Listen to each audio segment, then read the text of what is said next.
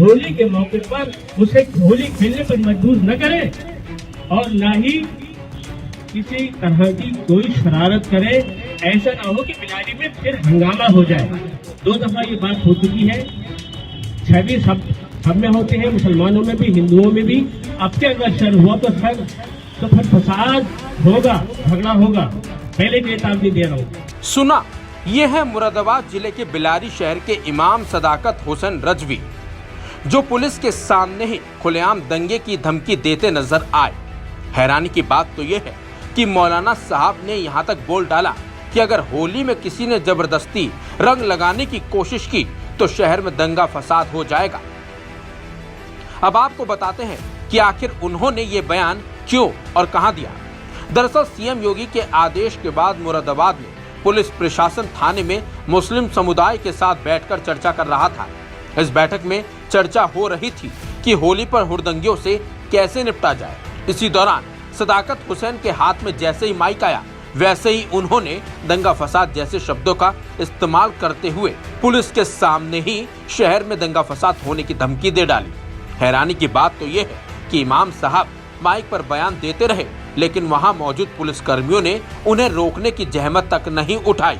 उसे होली खेलने पर मजबूर न करें और न ही किसी तरह की कोई शरारत करे।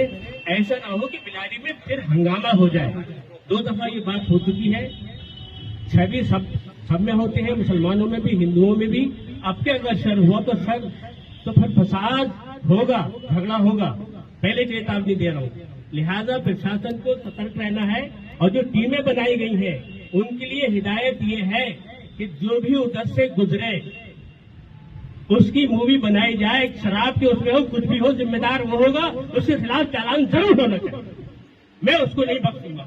वहीं जैसे इमाम साहब के बयान का विरोध होने लगा, बल्कि इमाम साहब पर कार्रवाई की मांग उठने लगी, तो वैसे ही इमाम साहब के सुर भी बदल गए, बल्कि वो अपने बयान पर सफाई देते कहते नजर आए। उनका मकसद किसी भी त्योहार और किसी भी धर्म के विरोध बोलने का बिल्कुल भी नहीं था।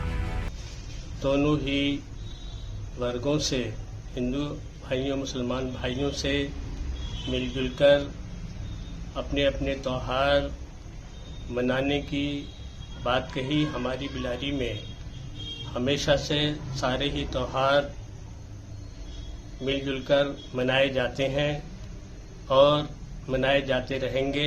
हमारी बिलारी के हिंदू मुसलमान दोनों ही लोग बहुत ही अच्छे भले लोग हैं।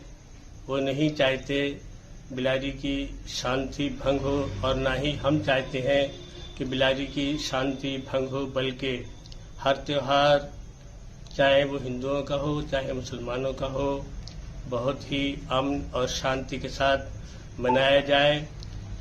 दोनों वर्गों को समझाने का मेरा मकसद सिर्फ यही था कि भाईचारा हमारा कायम रहना चाहिए, जैसा कि हमारा बरसों से रहा है। इमाम साहब ने जोश में आकर बयान तो दे डाला था, लेकिन उन्हें बाद में समझ में आ गया कि यूपी में बाबा की सरकार है और भड़काऊ भाषण देने वालों की एक ही जगह है और वो है जेल।